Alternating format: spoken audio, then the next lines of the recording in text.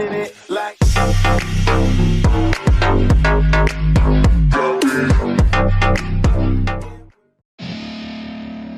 All right, so these guys are going to show you what to do and what not to do when you're sparring.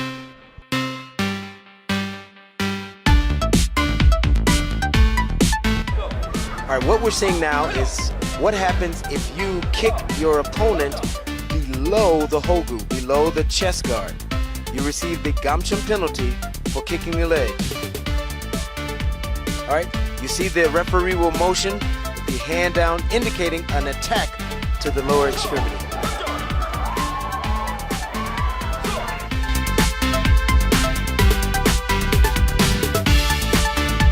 Now, if an athlete lifts his leg, his cut kick lower than the hogu, you have to immediately follow that lift with a subsequent technique. If you do not follow that with another technique, with an attempt to score, you will receive the gamchum penalty.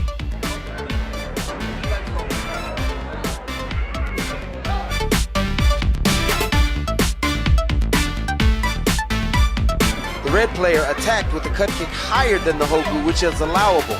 The blue player responded with a cut kick that was lower than the hogu, which, as we said, is not allowed, which is why he received the gamchum penalty. Again, which is signified with the crossed arms.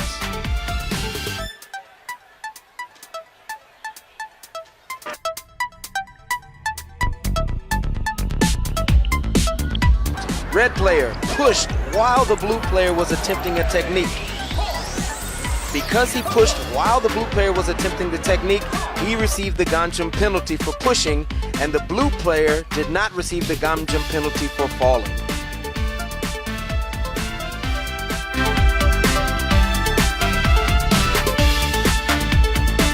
Now, that varies when we get to the boundary. The blue player created space by pushing the opponent, but he pushed him out of bounds, which results in a gamchum penalty, which is indicated by thrusting the hands forward for the pushing motion.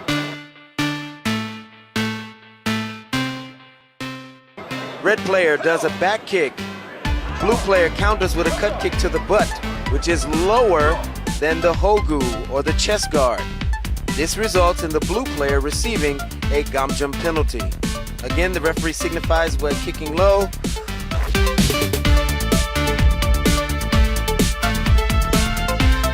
Blue player lands a cut kick on the chest guard. The red player slides back out, or is forced back out of bounds. The red player still receives the gamchum penalty for going outside of the boundary. That deduction is illustrated by the flipping of the hand.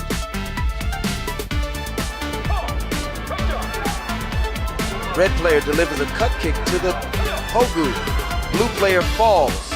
He receives the falling penalty because he was kicked in a legal scoring area and fell.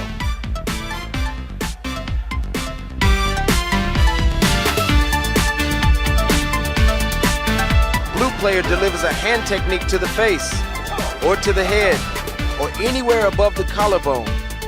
The blue player receives the gamchum penalty for striking the face.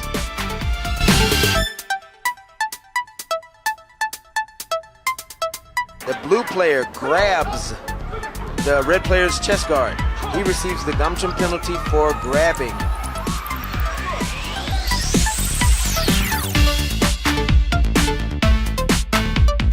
Blue player delivers a cut kick, which is a legal technique, but attempts to kick a fallen opponent. And kicking a fallen opponent is a gamchum penalty.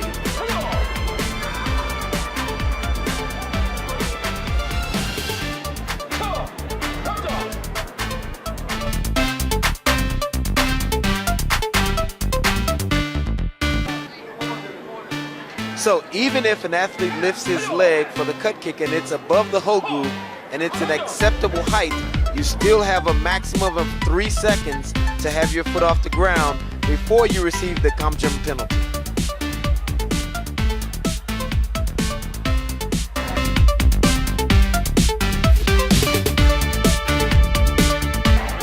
Blue player receives a gamchum penalty for avoiding the match. which is signified by the fists.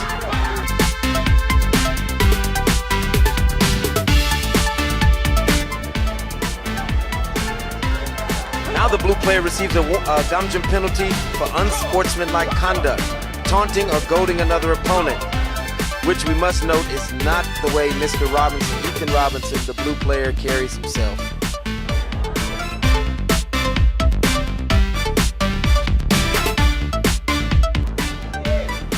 Here we have an irate coach who has gotten out of the 1 meter coaching square. He receives for his player a gamjin penalty for unsportsmanlike. The blue player lifted the cut kick lower than the hogu, but immediately followed it with a technique, which is allowable. As long as a technique immediately follows that technique, you are able to follow up without receiving a gamjin penalty. In a clinch, the blue player pushed to create space. The red player fell. He received the gamjin penalty for falling. Again, he receives this gamjin penalty because he was not attempting a technique.